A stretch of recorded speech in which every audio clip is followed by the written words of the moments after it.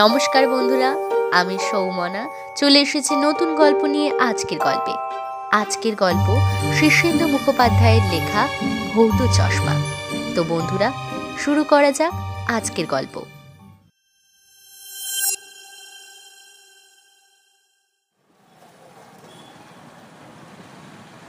বিকেলের দিকে বৈজ্ঞানিক গয়েশ সামন্তর মাথা ধরেছিল।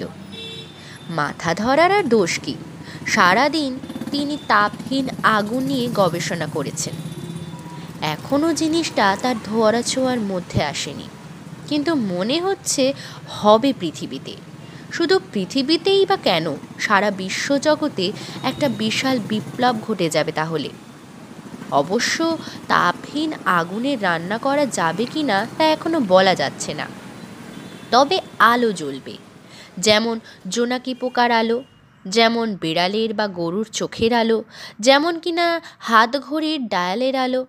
বৈজ্ঞানিক গয়েশ সেই সব আলো দেখেই তাপহীন আগুন আবিষ্কারের প্রেরণা পেয়েছেন। আবিষ্কৃত হলে সেই আগুনে অনেক কাণ্ড হবে। বাড়িতে আগুন লাগলেও বাড়ি পুড়বে না। সেই আগুন হাতে বা পকেটে নিয়ে ঘুরে বেড়ানো যাবে। তখন আগুন নিয়ে বাচ্চারাও খেলা করতে পারবে। সাফল্যের খুব কাছাকাছি এসে গয়েশ খুবই উত্তেজিত। দীর্ঘদিন এক টানা সাধনা করার পর খুব ক্লান্ত। তাই বিকেলের দিকে মাথা ধরা ছাড়ানোর জন্য তিনি গবেষণাগার থেকে বেরিয়ে এলেন একটু পায়চারি করার জন্য। কিন্তু পৃথিবীটা বড় নোংরা। চারিদিকে ধুলো, আবর্জনা, বদগন্ধ, গণ্ডগোল। নাক কুঁচকে চোখ বুজে কানে আঙুল দিলেন তিনি। তারপর সোজা ছাদের গ্যারেজ ঘরে গিয়ে একটা মাঝারি রকেট বেছে নিয়ে তাতে উঠে বসলেন।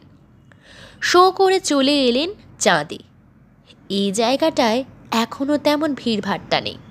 বাতাসের অভাবে ধুলো টুলো ওড়ে না, কোনো গন্ধও আসে না নাকে।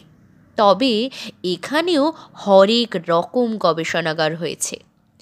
বাড়িঘর তৈরি হচ্ছে, কৃত্রিম উপায়ে বাতাস, মাধ্যাকর্ষণ ও আবহমণ্ডল তৈরির চেষ্টা চলছে। লজ্জার কথা, চাষবাসের জন্যও নাকি তোড়জোড় হচ্ছে। এমনকি বৈজ্ঞানিকরা চাঁদের অভ্যন্তরে বিস্ফোরণ ঘটিয়ে জমাট বরফ গলিয়ে নদী তৈরির চেষ্টা করছেন। ফলে চাঁদের বিশুদ্ধতাও আর বেশি দিন থাকবে না। মহাকাশচারীর পোশাকে গয়েশ সামন্ত তার রকেট থেকে বেরিয়ে এসে চাঁদের নির্জন এক মস্ত পাহাড়ের তলায় পায়চারি করতে লাগলেন। তাপহীন আগুনের চিন্তায় তার মাথা গরম। পায়চারি করছেন এমন সময় সামনে টুক করে একটা ঢিল পড়ল। পৃথিবীতে এরকম ঘটনা হামেশাই ঘটে। দুষ্টু ছেলের অভাব নেই সেখানে, কিন্তু চাঁদের এই নির্জন পাহাড়তলিতে ঢিল মারে কি? গয়েশ অবাক হয়ে চারিদিকে দেখতে থাকেন।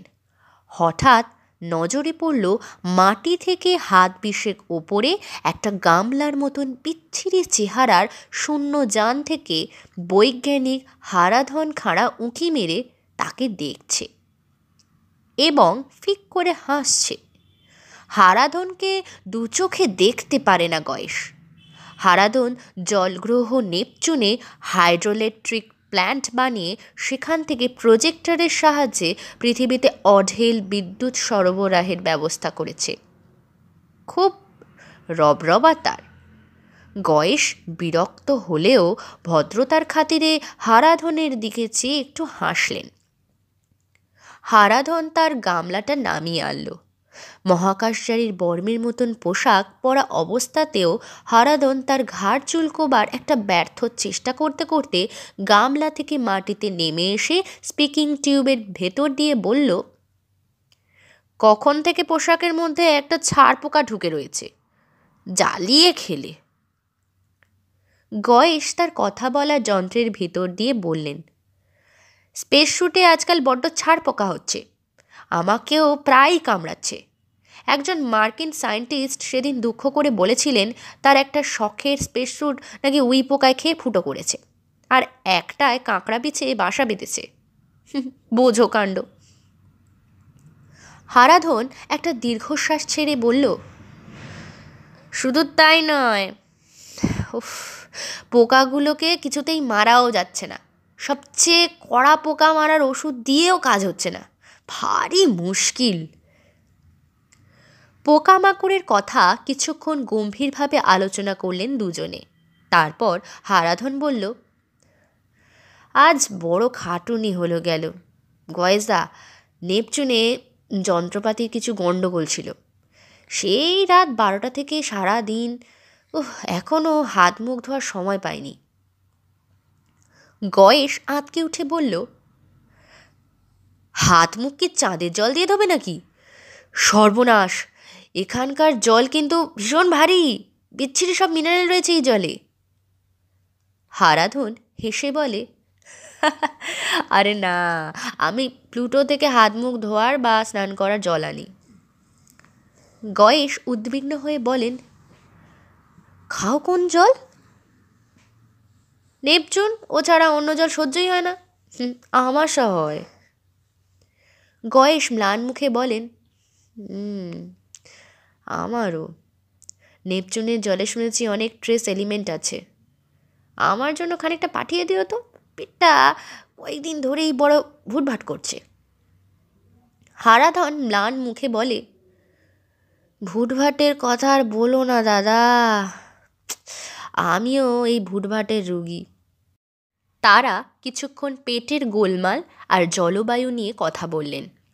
হারাধন হঠাৎ বললেন, আরে ভালো কথা, ইঞ্জিনিয়ারদের সব মাইনে বাড়ল শুনছি নাকি?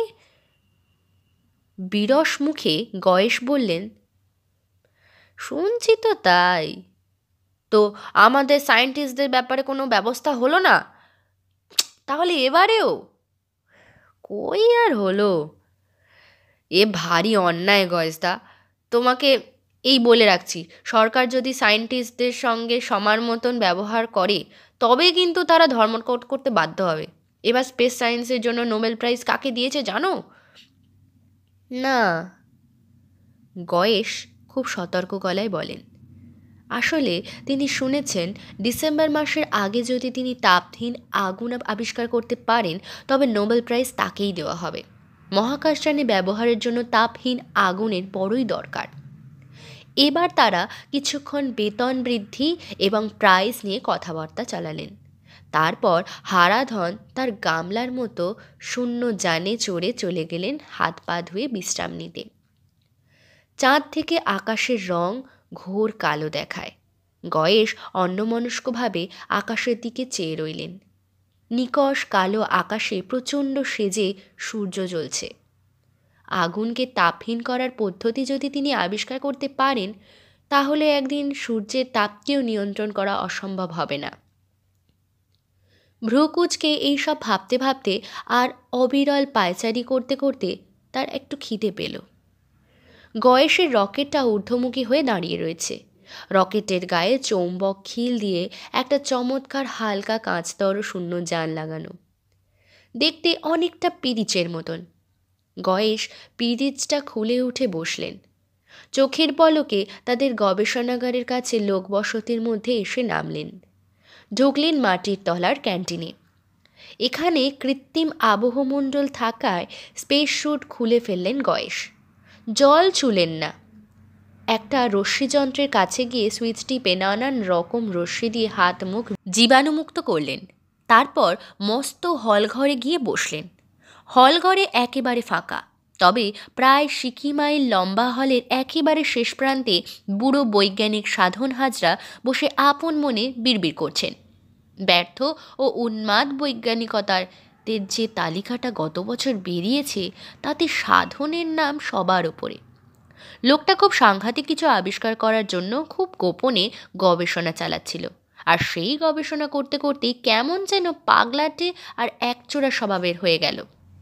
পৃথিবীতে নিজের বাড়িতে আর যায় না, চাঁদের ক্যান্টিনেই সারাদিন বসে বসে সময় কাটিয়ে দেয়। তাকে কেউ ঘাঁটায় না।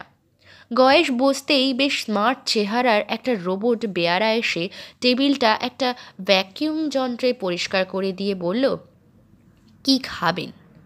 গয়েশ বিস্বাদ মুখে ভাবতে লাগলেন। খিদে পেলেও তার মুখে রুচি নেই। কিছুই খেতে ইচ্ছে করে না, আবার সব কিছু পেটে সহ্যও হয় না। একটা দীর্ঘশ্বাস ফেলে তিনি বললেন, মুড়ি আর ছাগলের দুধ। রোবট চলে গেল। একা মস্ত হলঘরটায় বসে কেমন যেন অস্বস্তি বোধ করছিল গয়েশ। বড় ফাঁকা আর একা লাগছে। ওদিকে বহু দূরে বুড়ো বৈজ্ঞানিক সাধন হাজরা আপন মনে কথা বলতে বলতে মাঝে মাঝে হাহা করে হেসে উঠছে।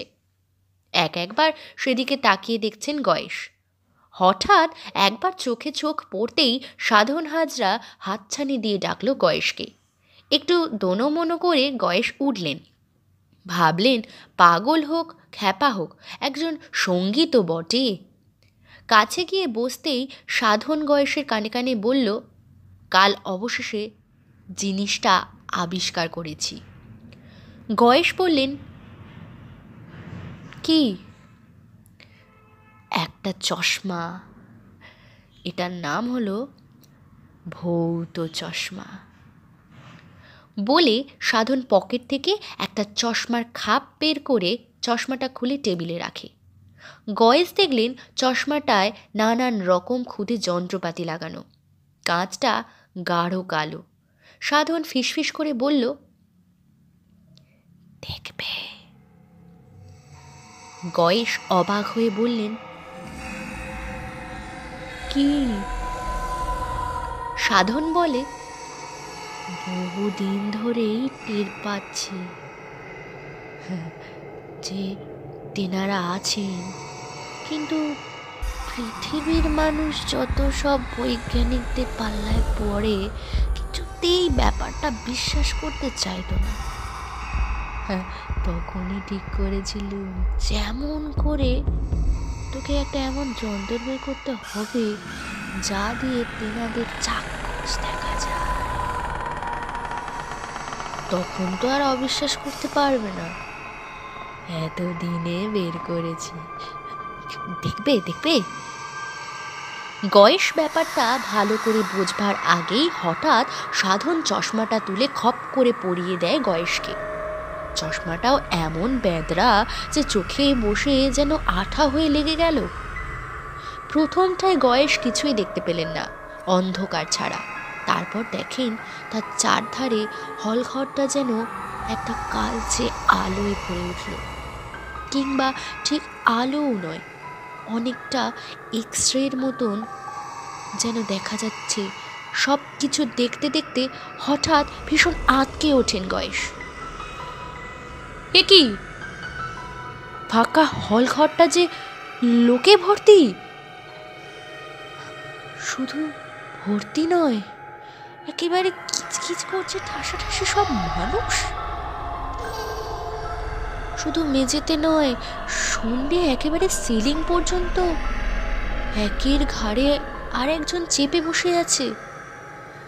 তারপর ভাসছে, ঘুরছে, হাঁটছে, হাসছে, কথা কইছে, দেয়াল পড়ে খুশির মতো বেরিয়ে যাচ্ছে, আবার ঢুকছে।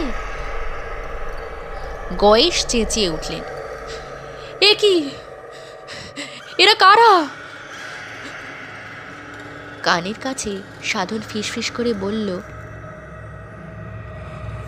তেনারা। এখন বিশ্বাস হলো তো? বড় যে ভূতে বিশ্বাস করতে না।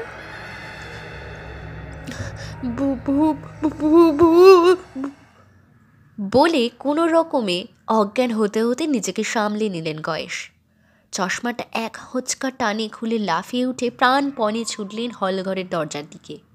কোনো ক্রমে স্পেসস্যুটটা পরে নিয়েই ঝাঁপিয়ে পড়লেন বাইরে।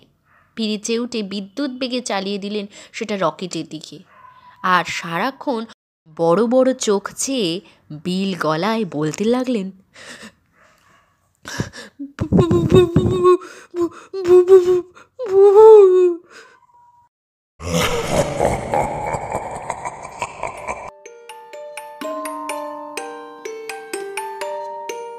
তো বন্ধুরা, গল্পটা কেমন লাগলো অবশ্যই কমেন্ট করে জানান। আর এরকম নতুন গল্প পেতে আমাদের চ্যানেলকে অবশ্যই সাবস্ক্রাইব করুন। আর কেমন ধরনের গল্প শুনতে চান সেটাও জানাতে ভুলবেন না।